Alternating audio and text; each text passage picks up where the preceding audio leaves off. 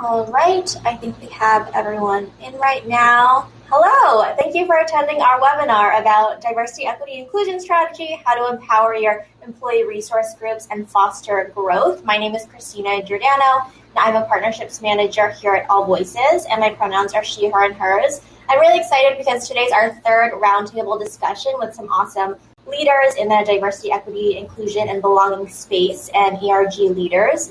To give some context around AllVoices for those who aren't familiar, we're an always-on employee listing tool really used to ensure a culture of trust, inclusion, and transparency, and of course, psychological safety at companies around the world. And today we're discussing an important part of your DEI strategy, how to empower your ERGs, and how to help them grow. We have folks on here who are ERG leaders and who are leading the strategy at their company as well. And to start off with some stats to set the stage, according to some LinkedIn data, the number of people in global head of diversity roles has doubled, 107% growth over the last 5 years, and the number of folks with director of diversity in their title grew by 75% over the past 5 years, and chief diversity officer by 68%.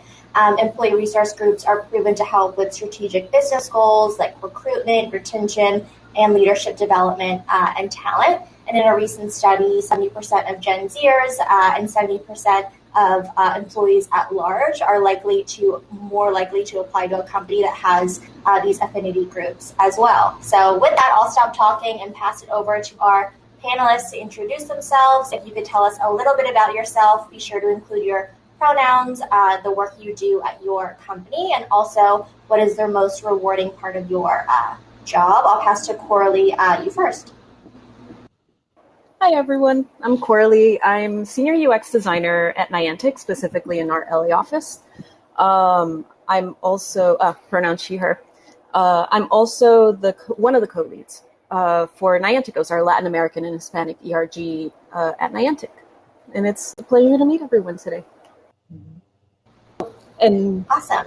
And you had asked something that I liked about what I do. What is your rewarding part of your job, either as an ERG leader or your day-to-day job? I really like all the events that we're a part of. Like, I just have so much fun organizing and helping and just seeing everything come through, and all the game, because I work in the game industry, all the games that folks are working on and everything. It's so fun. Awesome. Courtney, I'll pass it to you next.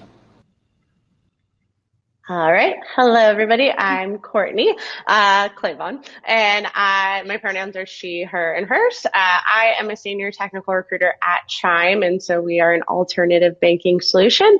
But the other part of my role is I am a co-lead with 3 others of AfroChime, which is our we call them CRGs, so it's Chime Resource Groups, but Black Employee Resource Group. The biggest thing, I absolutely love leading AfroChime. To see when I first walked into the office about a year ago, I walked into my first AfroChime meeting and there was probably like 10 of us. And now we've grown to over 60 Black employees at Chime, which has been super exciting. We've been hiring aggressively, so it's really cool too. But just seeing all the different events like Coraly mentioned, one of my biggest things last year is making Juneteenth a Forever Chime holiday. So it's just been super empowering and really cool. 10 to 60 is an incredible growth. It's awesome. Dionna, what about you, and what your most rewarding part of your job is as well? Sure. Hi, I'm Dionna. My preferred pronouns are she and her. I am the global head of diversity, equity, and inclusion at Thumbtack. I've been in this role since October, and absolutely love the work that I'm doing here at Thumbtack. I think what I've enjoyed the most is I joined Thumbtack again October 2020 in the midst of quite a bit going on in the world. So the pandemic, and we were home, and it was shortly after the murder of George Floyd. And just looking at where we were as a company when I first joined, from our employee sentiment to the conversations we weren't having to where we are now, and the feedback that I'm getting from employees about Thumbtack feeling that they feel like they belong now more than they ever have before. And being happy with the progress we're making is the part I know that I've enjoyed the most. Lots more work to do, but it's just great to know that the work that we're doing is impactful. Awesome. Love measuring progress and celebrating success, but also knowing there's lots to do. And last but certainly not least, Jordan, tell us about yourself. Absolutely. Well, first, thank you for having me. My name is Jordan Mitchell. I am the DEI engagement partner globally for Sprout Social. I started there in March of this year, and similar to Dionna, having onboarding remotely is always a challenge, but the culture here has been absolutely incredible in terms of how to make you feel like you're already a part of the team, and you already have so many friends out of the gate. So love that. In terms of what I do for we also call them CRGs, but not Chime resource groups. Ours are community resource groups. And we're super excited about everything that they're doing. My favorite part about this job is the moments in time where somebody says that you've made a big difference. Because you're just so far in the trenches so often that, you know, when I oversee all the resource groups and I oversee like global DEI, you're just 30,000 foot view or deep in the trenches. There's no in between. So every now and then when you get a step back and someone's like, oh, this really made a difference in my life, I feel like I belong here. I think that's the best part about this job. I love that answer. You have such an impact on the community within the team and employees, and it's really nice to hear when you are deep in the trenches. We have a lot of questions around kind of the power of employee resource groups and how it contributes to a company's diversity, equity, and inclusion strategy. But if you have questions from the audience, please feel free to write them on the chat on the side, and we will answer them as well. We want to start off on a kind of macro level to talk about Jordan, Dionna. I know your full-time jobs for global DEI is not only employee resource groups, but can you talk about how they contribute to your overarching business goals? Dionna, I'll pass to you first.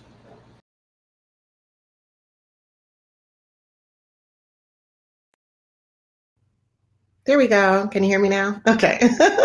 So one of the things that's been really wonderful for DEI at Thumbtack over the last, 6 months or so as we've been looking at our future of work is that we've been very involved in looking at what the future of work will look like at Thumbtack. We ultimately landed on being remote first, which I'm super excited. We are going from like our North American headquarters in San Francisco and Salt Lake City. And so we could really, as far as diversity, be as diverse as those two places would allow us to be.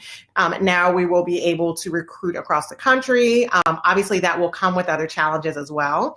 But it's been amazing for me that as we are thinking about our future of work and the culture of Thumbtack and what that will look like now outside of our beautiful offices and our great, kitchen and all of the other perks that went along with our wonderful being in the office, is that now inclusion is on the forefront. Like we're building out with inclusion, like very, very purposeful. And so it's wonderful for me who've been doing this for a long time. And so I typically am coming in to like fix like things that we did, not thinking about how they would affect other people. So it's just been really amazing. I think the future of DEI is going to be that we are going to be a lot more of a strategic partner than again coming in and feeling like we're trying to fix or mitigate things. Absolutely. How does CRGs contribute to Sprout Social? Jordan? Yeah, so great question.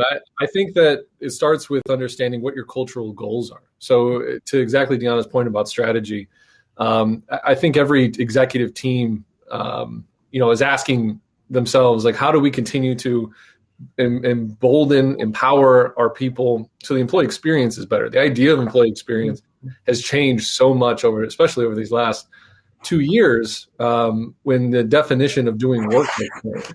Yeah. So how do people really experience work is built into culture, but it's also built into productivity. So really, when you think about the future of DEI and CRGs or employee resource groups in general, It's how do we contribute to the operations, the systems that scale, support, and sustain the work of DEI over the long term? How do we build DEI as a value proposition for every function, for sales? So when they're talking about their products, their services, whatever it is, that DEI is baked into those conversations and considerations. And same thing with engineering. How do we make things more accessible? How do we make our products more accessible? How do we, all these different pieces where really DEI can live as the DNA. Well, that really starts with our people and building empathy, building human connection, building the importance of DEI in everything that we do. Employee resource groups, our community resource groups, are uniquely positioned to not only be able to foster that community, build that empathy, really leverage the intersectionality that we have with each other, but also all of the talents and the professions and the passion to build on those cultural pieces and the ultimate employee experience that makes any organization you're a part of, in this case Sprout, just one that everyone's proud to work for. I love what you said in terms of DEI as your DNA for these different systemic processes like product, and there's so many opportunities to make your systems more equitable. And when you do that, you inspire employees to really feel empowered and create these communities themselves to initiate change. Is there a way at Sprout or at Thumbtack that folks could either come to you, or is there a process that they could start their own CRGs or ERGs, Jordan and Dionna? Sure. Yeah, I think I'll start off here. It's absolutely important to have an actual system or process to start a resource group, and for organizations that give budget to their resource groups, as an example, a lot of business purposes have to be baked into that resource group. A lot of tangible expectations and measurable impact should be a part of it, and that's good because everyone then in those communities can then say, like, here's the things we're actually fighting for. Here's our strategic goals, our plans, so that this can become the most inclusive place possible. And so in starting one of those, you have to have differentiators, things that set your resource group apart in terms of what you're going to do with budgets, your strategic plans, how this is going to center and affect the community by which you serve, all of those pieces. And so I think when you're approaching new resource groups, they have to have a shared strategy with your overall organization, but they also should be very centered on the communities by which they serve. Yeah, I absolutely agree with everything Jordan said. And, again, as I know for us, as we are going to be remote first, we ERGs, we refer to them as ERGs, but employee resource groups are super, super important. One of the things that as we're thinking about how work is changing, belonging is not only something that we're looking at for sections of our employee population. It's like now it's something that we have to focus on for everybody. We currently have 8 employee resource groups right now, and we do anticipate that number will grow. And part of the reason we anticipate that number will grow is because as we're growing as a company, we do expect that we will become more diverse, that we will have more folks coming in who want to lead groups, that people will be more than ever looking for places to go with folks that they feel like that they can identify with. And so for us right now, if someone is interested in starting an ERG, it's not a formal process, but they would let us know that that they feel like there's a need. Someone from my team would meet with them to find out more about the subgroup and whether or not we have enough, support of folks. Because as you know, and I know for sure, our ERG leaders here can tell you that it takes dedicated, engaged people for these groups to work, and it oftentimes will be like the same few people working towards it. So the more support you have on the front end, the better. And then we go from there and kind of deciding, is the focus of this group in line with, belonging and in line with what we're planning on doing around engagement. And so we encourage people, if you see a gap, we recently started our parents ERG, which was very different than all of the other ERGs that we've had. And it has been fantastic in a very short period of time. I think that's so important too, to have people start ERGs as well in terms of parents and just again, as you grow the company, you'll have more intersectionality and positionality within your employees too, and the needs change. I want to talk to our ERG leaders as well. Courtney, you mentioned that AfroChime is involved in recruitment and planning the company's Juneteenth celebration, and there are so many different ways that ERGs can contribute to the community, whether it's social impact, employee engagement, events, and programming. And we had a question around how you set tangible expectations and also find community in others. How did you really develop those goals for AfroChime? Yeah, definitely. So I would 100% say it's all in thanks to Erica. So Erica Johnson leads our head of DEB at Chime. She joined us back in November. And so a lot of the work we were doing within our CRGs up until that point was just kind of ad hoc, just things we found empowering, educational, listening to, other chimers. But once Erica joined, she established some principles and pillars. So we have kind of focus areas where we really engage from like a diversity standpoint, from belonging to community, all these educational pieces.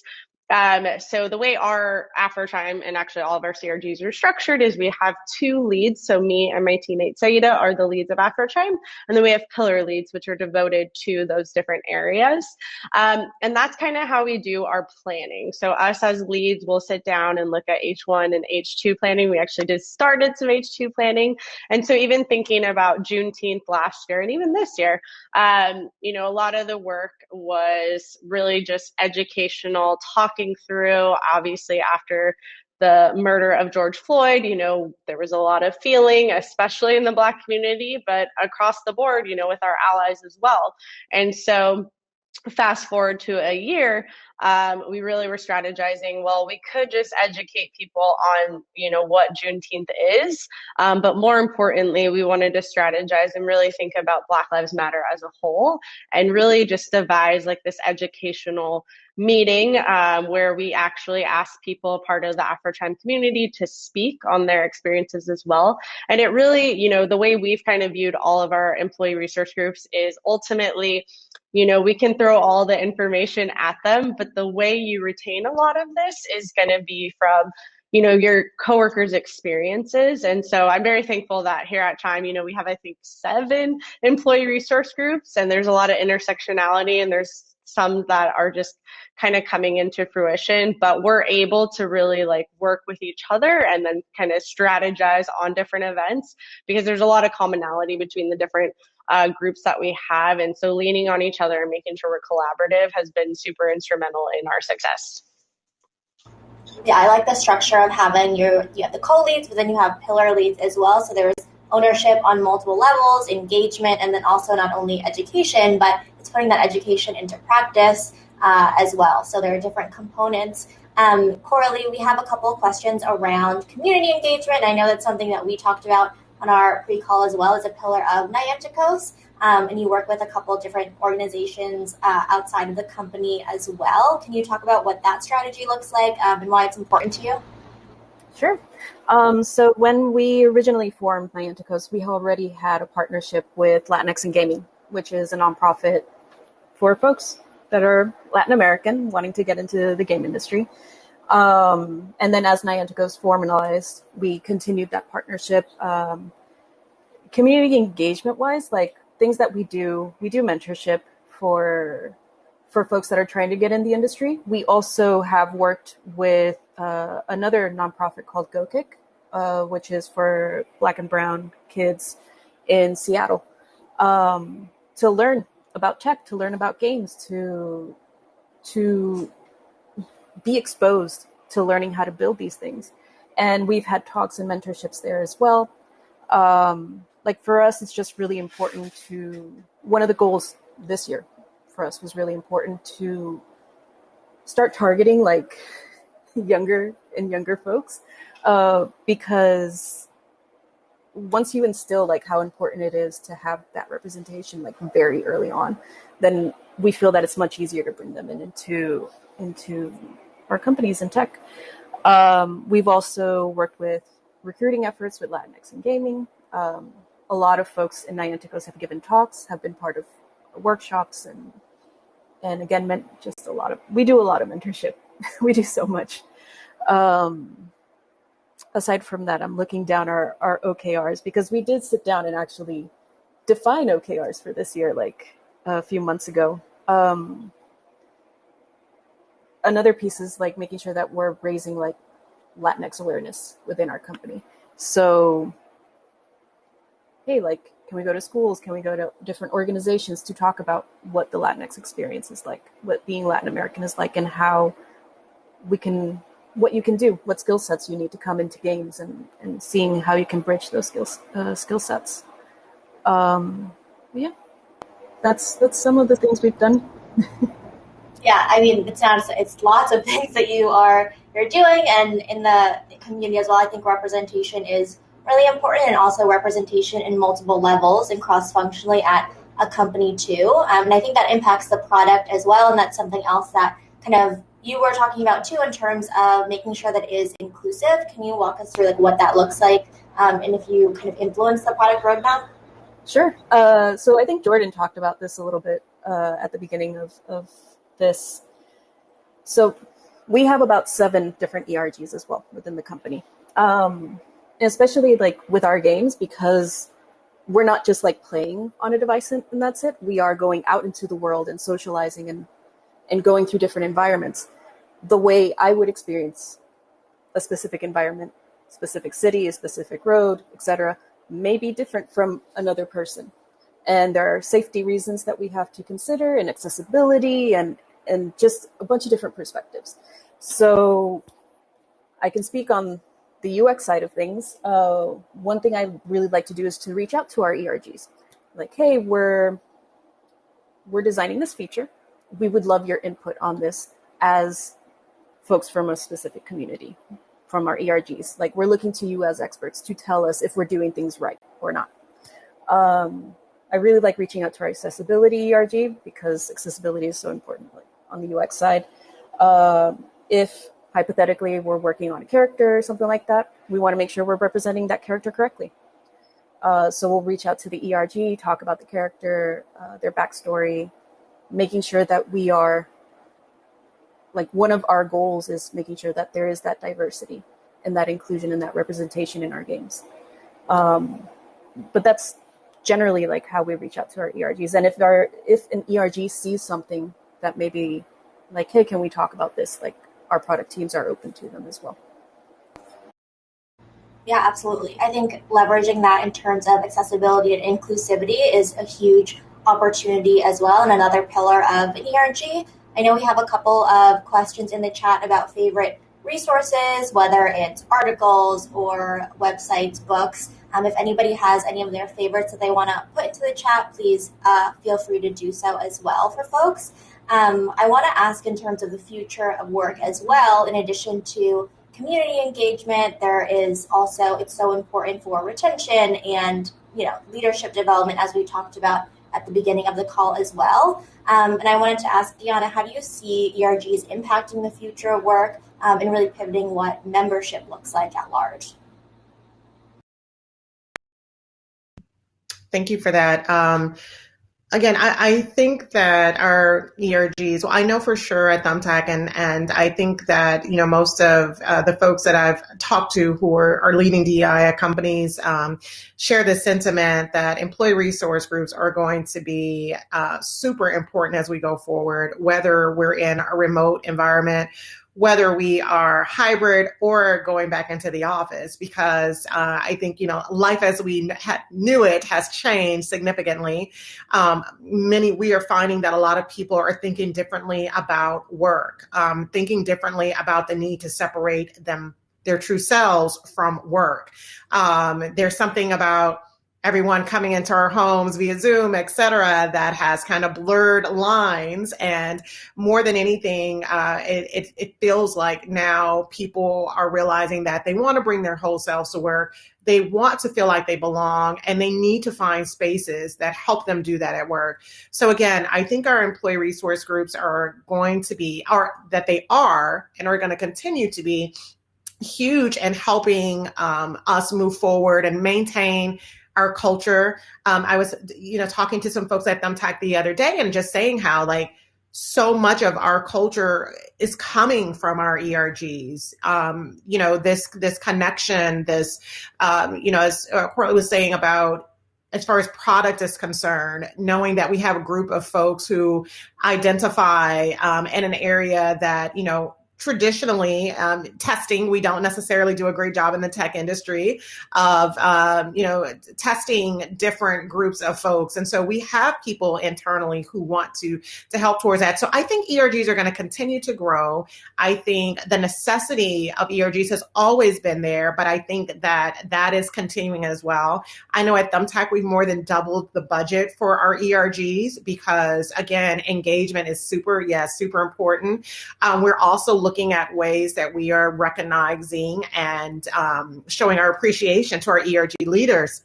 For you two ladies who are here, I take my hat off. It's so much work on top of what you're already doing. And so, I'm a true believer that we should not add additional work onto folks that are already from marginalized groups. But I also understand that when this work is important for you, it's a part of who you are, you want to do it. And I think it's our responsibility as companies to make sure that folks can do that work and that we're acknowledging it. Absolutely. It's additional labor, but if it's something you're passionate about, a lot of folks really don't see it as working as well, but they should be compensated and celebrated, which we will talk about too. But I do want to touch on, Jordan, something that you mentioned earlier in terms of putting in strategic goals. We see it manifesting in different parts of the organization, but do you have any advice as a DEI leader of how you measure the success of the variety of CRGs at Sprout? Yeah, I think, DEI in general, I mean, everyone who's on this call watching and on the panel, there's going to be a lot of nodding heads. No one has perfected DEI, right? So when we think about the ceiling of what we want to accomplish, we all know that ceiling. We know we want to stop racism. We know we want to stop sexism. We know we want to stop hatred. We know we want to do those things. And we know that those goals are really, really, really high. So oftentimes when we're talking about DEI, the executives we're talking to, senior leaders we're talking to, I've done consulting as well, and clients I talk to is just give me the one thing I can do to make racism go away. How can I move the needle? And I got to tell you, I'm almost tired of hearing the phrase move the needle because I don't even know what that's supposed to mean. Are we doing 1% less racism this month? So when you think about measurable impact in the space of DEI, I'm going to say it again, too. This is where the operations and systems and processes make a difference. Because when you can actually build a system by which supports the work of DEI, then you can measure the efforts of engagement, the efforts of inclusion. And those pieces, those practices, those policies, those guidelines are going to be the same thing that you can tweak tangibly. What you're taking is that intangible goal of stopping racism and turning it into a tangible thing that your organization today can do this. And what is our timeline on this? And what is our outcomes to this? And so when you approach it with that, measurable impact not only looks different, but it actually starts to contribute to the overall, and I hate this phrase also with DEI, but it contributes to the ROI on DEI. In a way that actually provides a value proposition for every function and an actual tangible, measurable impact that everyone can begin to measure. Oh, DEI did this. We need to keep doing it. And we need to keep pushing harder and keep giving more resources, more time, because these are the things that increase employee experience, increase retention, better sourcing, and also even better revenue growth, all which are true. There is no checklist to get rid of racism in your organization. I definitely agree with that as well. And I think it's so important not to get too bogged down by metrics to say, you check the box, so you're done with your DEI goals for the rest of the year as well. But celebrating progress, like we talked about at the beginning too, and recognizing there's a lot of work to be done also makes sense, and seeing it manifest in different parts of the organization and within leaders. I do want to address a couple questions around compensating and celebrating employee resource group leaders. I mean, I have my own thoughts about how we should be doing that, but I want to ask Courtney and Coraly, how do you want to be compensated and celebrated for the work you're doing in addition to your full-time jobs? Courtney, I'll pass. Yeah, definitely. Well, at Chime, we are compensated, so it's great. That was something that really came out just in conversations with our head of HR last year, with Black Lives Matter, and you have several Black Chimers feeling the weight of the world on us, but we're trying to be educational, we're trying to build community. And luckily, our leaders were very understanding, was like, we don't want to make you do the work without rewarding you for it. And so that is a part of being a lead of any employee resource group at Chime, which is awesome. But additionally, we do add a lot of value in other ways to reward us. Obviously, recognition is key at Chime. We have our values awards. Often, we have show and tells. We have all hands. People are highlighted. We have a shout out Slack channel. So that's highly empowered for people to do that. And then additionally, that is very much aligned to our managers. So leadership has made it very clear that if someone is in a leadership position in any of these different employee resource groups, to make sure that you understand that that is a part of our work, that's a part of our job description. Erica Johnson created job descriptions for each one of us. So it's been, collaborative effect to ensure that we are rewarded, we're compensated, and empowered to continue to do it. Because I agree, it doesn't feel like work, but oftentimes, you're just like, oh gosh, there's so much, but it's so exciting, and it's even more exciting when you get paid for it. I love that. What do you think, Coraly? So I feel bad because I'm following up Courtney. So at Niantic, right now, we're not compensating our co-leads. I know that's something Trinidad, our head of D&I, wants to happen, but those conversations are ongoing. Unfortunately, I'm not super involved in that. But one thing, at least with our women's ERG that we've communicated before, is making sure that, hey, if we do have someone who is not a D&I representative or anything like that, who is co-leading an ERG, and they're also doing their job, make sure that whatever hours that they're dedicating to the ERG, you're able to find someone who can help cover what they can on their actual job. So if, for example, I spend 4 hours a week dedicating my time to ERG stuff, then just making sure that either on my team that's accounted for, my manager knows that, or there is someone on my team that can help with those 4 hours that I'm not able to do my day-to-day. As for recognition, much of what Courtney says, we have all hands. We have, we have parts of our all hands where we actually emphasize different employees in the company, not just ERG leaders, based on our pillars at the company and everything and our values. So very often we'll see ERG leaders represented there and just talk a little bit about what it is that we're doing. And then our Slack channel is just all the Slack channels and all our ERG Slack channels is where we just kind of pump each other up. So if we have an event coming up where a bunch of different Nianticos are being represented or doing a talk or office hours or anything, I'll make sure, I will, if no one else is doing it, I'll go in myself and make sure that hey, look, Sam, hi Sam, Sam is doing this thing today, go and support them, and making sure that they're getting that recognition and support as well from the rest of the company. That's been helpful for us.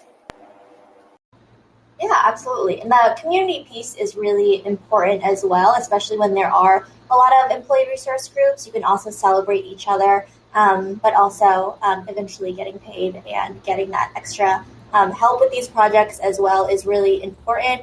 In terms of intersectionality, when you have a bunch of different communities, and you also want to include allies in programming, we have a question around how you really encourage intersectionality between all, 7, 8, 9, 10 employee resource groups, and participation amongst folks who don't necessarily identify as part of the group. I'm going to pass this question to Dionna first. Sure. Yeah, that's been intersectionality is super important for us, especially because we have, again, 8 ERGs. And of course, there are folks that identify with more than one group. So we see it there. But what's been so amazing to me at Thumbtack is that we do have, when I look at like our Black employee group, which is called Noble Tax. Noble Tax is 95% of folks that don't identify with being Black. And so when we look at that group, there is a number of things. When we think about programming, it's super important. Many of the folks that are involved there are very interested in allyship and knowing how to help and getting rid of this fear of like doing or saying the wrong thing, et cetera.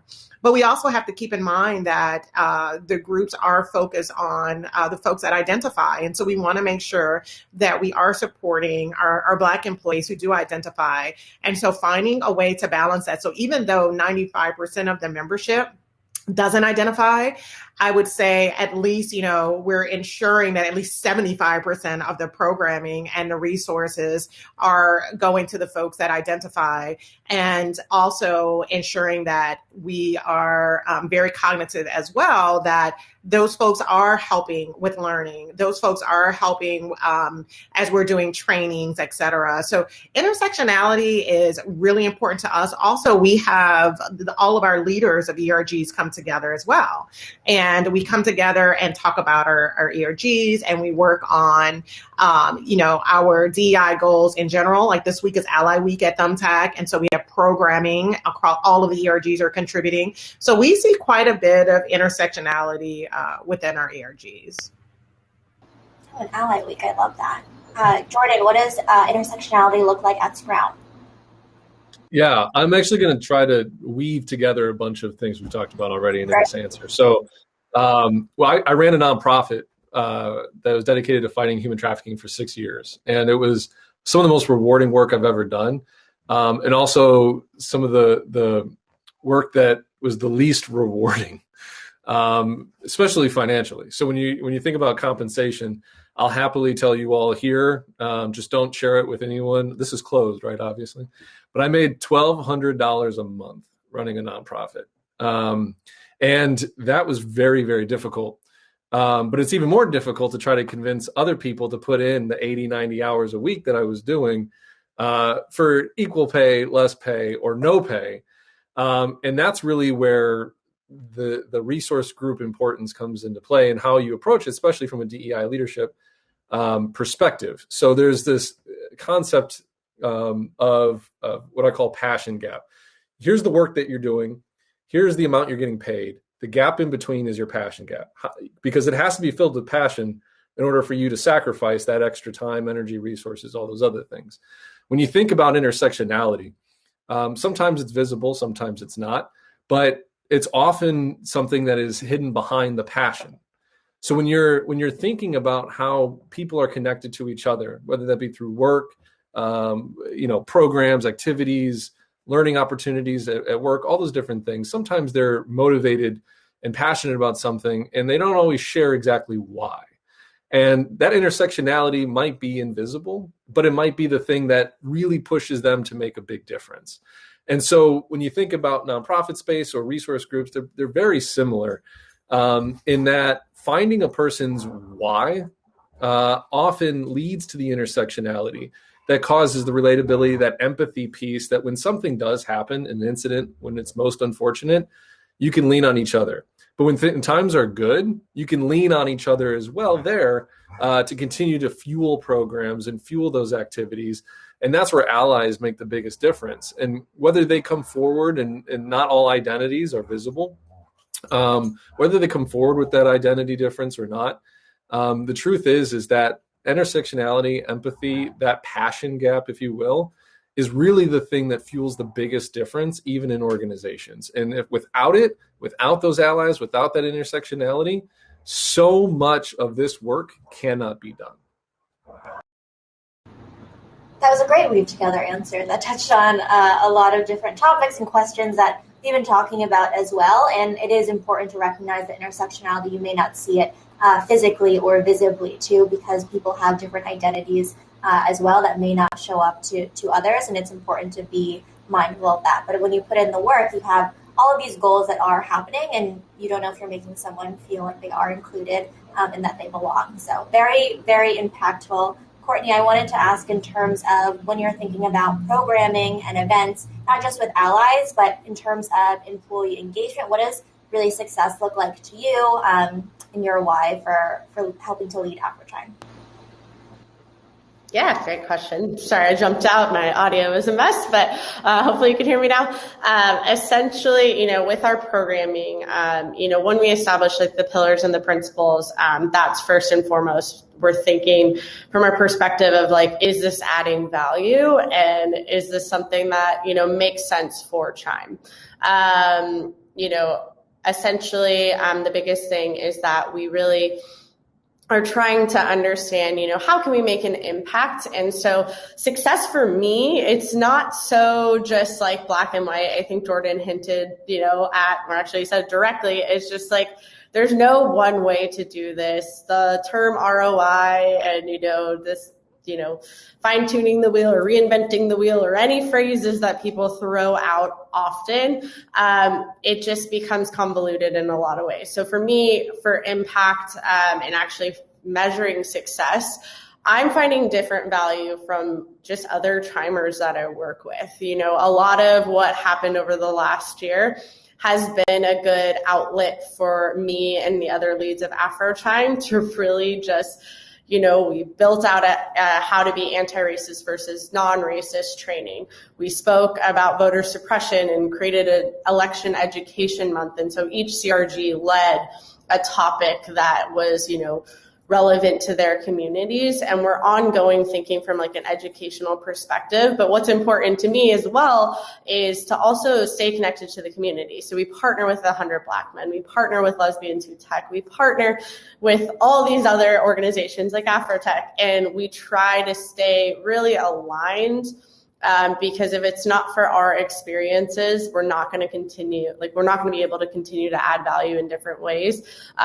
So I know this is a long-winded answer, but for me, it's like there's no just one way to measure success in everything that we're doing. We're just really, leaning on each other to say what's going to be important to us. How can we really, educate and help others? And also how can we use our, I say privilege because I'm mixed. So I'm the oppressor and the oppressed. And so I use my privilege to speak up for those who can't. So it's extremely important to me to really look at it from both lenses. So that's where I lean on my allies. I really focus on, leading with empathy. At Chime, Be Human is one of our core company values. So empathy is key. And so all of these things together really look at success for me. But again, like Jordan said, I don't think anyone's just really done it one way and it's been successful. I think it's an evolving process, and I'm happy that we can continue to do that. Yes, evolving process, and you and Coraly are both ERG leaders at different companies as well. And speaking of leaning on each other and just the community, I know, through conversations like this, you're able to connect, and I'm sure there's other organizations out there and just Slack channels as well that, encourage collaboration between external employee resource groups. Coraly, I think you mentioned you try to do this specifically within the video game industry as well. Why do you think that is an imperative and important for external ERG collaboration? So with ERGs in the game industry, a lot of companies still don't even know what. Oh, I'm not sure. I'm unmuted. I can hear her. I might have to rejoin. Oh, you can hear her? Other people can hear. Okay, you can continue. All right. Go ahead. So in the game industry, people are discovering ERGs now. And a lot of companies just don't have that set up yet. They're still at the stage where they're affinity groups or just little groups that come together once a year, that kind of stuff. So with ERGs in the game industry, we're kind of learning off of each other and trying to understand what's been working for other folks and how we can apply it to our company, and also kind of bridging our ERGs together to see how we can collaborate. one way that we collaborated last year for Latinx in Gaming's Unidos event, which was an online event showing a lot of talks, and it was all streamed through Twitch and everything. We actually did like the first Latin American ERG panel. Blizzard was there, Sledgehammer. Oh my God, there was like 6 of us. I'll link the video later. And that was the first time we were all actually able to sit down at the table and talk about everything that we were doing. Another really great thing that we're trying to reach out to is, like, for example, the partnerships we have with other companies that aren't maybe necessarily game companies. So if we have, if we're working with an IP holder and they have an ERG, we'll reach out and just see how we can work together and maybe bring in a speaker for our ERG or vice versa, to just emphasize, again, the employees that we have at our company and everything that we're doing, get that representation out there. But those are some ways that we're leaning into each other. I'm going to look for that video now, so give me like a super quick second.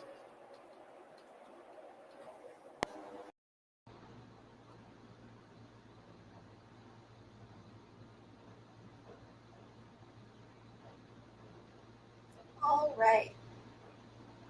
I think you're done with your answer, but I still can't hear you. You are done with your answer? Okay, well, I saw Jordan and Dionna nodding and Courtney, so I'm sure it was great, and I'll go back and watch the recording to listen to it.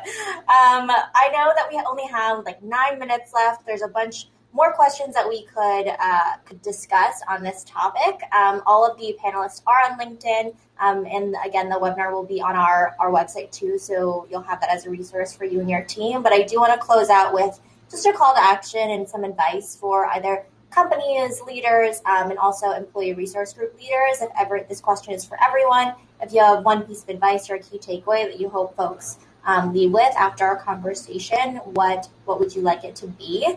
Hopefully I can hear you. I will pass to Jordan first. Yeah, I think it would be starting off with the fact that there's no company too big or too small to approach resource groups effectively. You don't even need a DEI leader to do it. So this would be the short example of this. I consulted for an organization that had 200 employees and knew that they didn't have the budget to bring in a full-time DEI person. So instead of hiring a full-time DEI practitioner, I asked them to just ask who is passionate about it, and starting what we all know as diversity committees. Well, they actually turned that committee into what they call a diversity resource group. And that was their first resource group and their only one. And it was built around diversity, equity, and inclusion. And it tackled the problems of every race and every sexual orientation and every gender and it talked about everything. And it brought those questions and those conversations to light. The CEO sat in those conversations. The chief people officer sat in those conversations. It was given budget to accomplish things, framework by which to do it. And they only had 200 people. And after that CEO told their company, their friend, who was the CEO of another company with 50 people, and they did something similar, where all 50 of their employees were a part of this resource group. So the way that you approach resource groups can be different no matter what company you're in and what size you're in. If you're focused on on fighting systemic problems, you have to start by building some systemic solutions. And resource groups are a perfect way and jumping point to start doing that. And if you don't know how to do that, you've got 4 amazing people here, 3 more amazing than I, that are more than willing to talk about it and share knowledge. But if you can't find somebody who's willing to give it for free, there's a lot of DEI consultants out there who are very good at what they do and more than willing to help you build that for yourself directly. Thank you. Dionna, you're up next. Sure. So I would say for those of you all who are on the line at either can you all still hear me? I know Christina looks like she dropped off. You can, okay. Who are either leading ERGs or are members of ERGs, or you may be a program manager helping to create and sustain ERGs. That just to remember that I hear people say all the time that sometimes leading an ERG can feel like a thankless job, right? And so you work really hard, you create programming. You don't necessarily sometimes have the attendance that you wanted, but I think it's so important for us to realize that the core of this work that we're doing is not so much about the masses. Like, it's great if that happens, but when you have one employee or two employees who feel completely disjointed, who are looking for, maybe not even in their personal life, have a place where they can come, where they feel safe, where they see people, they live in a community where they don't see people like themselves. Just remember how powerful the work that you're doing is. Just keep in mind that if this was easy work, then none of us would probably be here, right?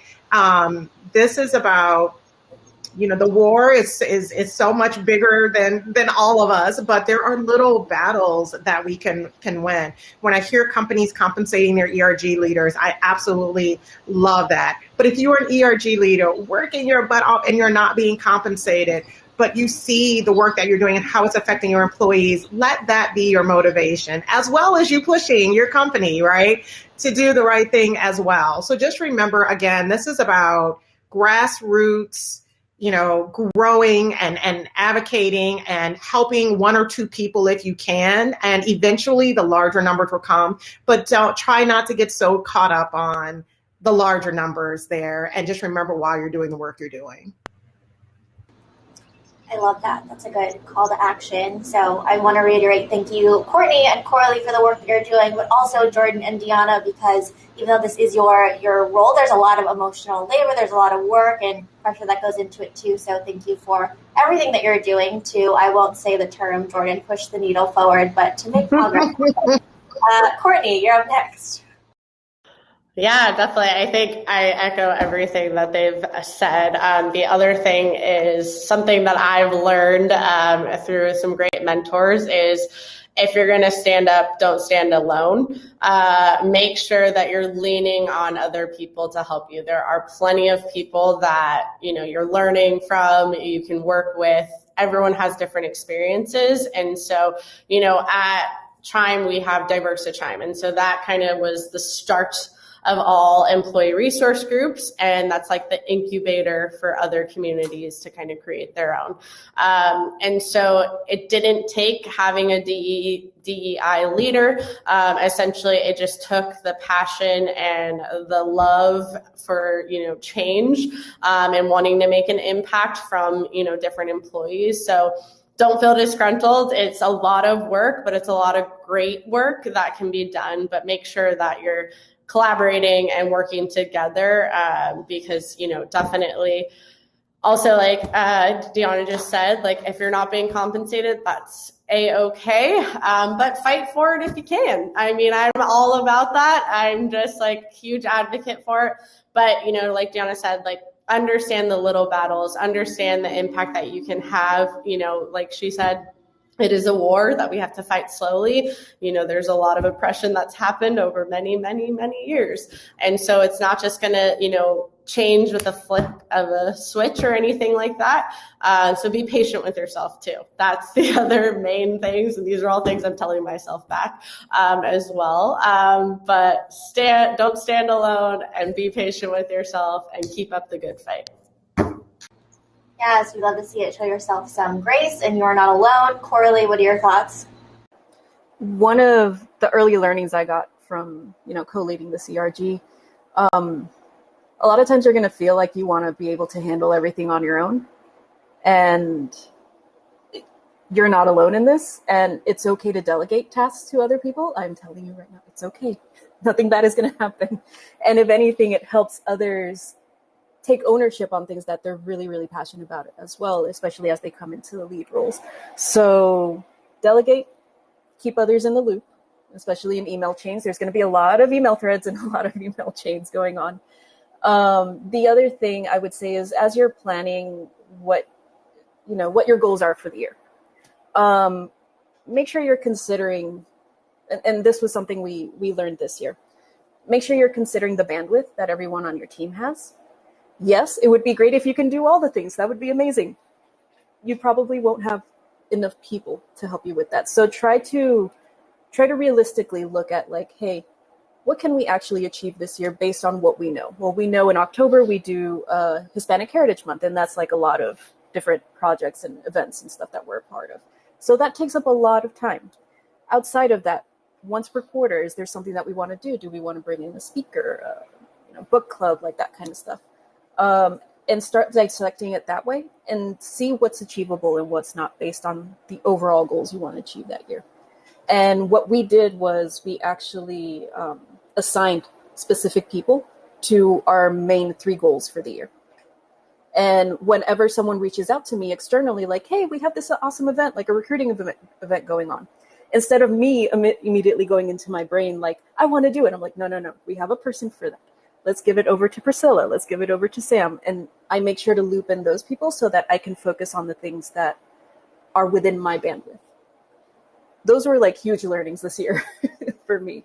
I share it with you all. I love that. I like what Courtney says here. Sorry. Teamwork makes the dream. No, I love it. I think that's really important. It also helps with the weight of the world not being on your shoulders too, to delegate and not saying yes to everything, having some healthy boundaries in there. Jordan, Coraly, Dionna, Coraly, thank you so much for taking the time this afternoon to share your insights with us. The recording will be on our website, and if you have questions, everybody is on LinkedIn. But that is all the time we have for our panel discussion today. Thank you to our audience for being here as well. And to those who aren't familiar with AllVoices, we truly believe in that employee feedback and psychologically safe place for folks to work. We know that it's a requirement to get that feedback for the company to succeed. If you have any questions, please let me know. But thank you everyone for your time, and hope you have a great rest of your afternoon.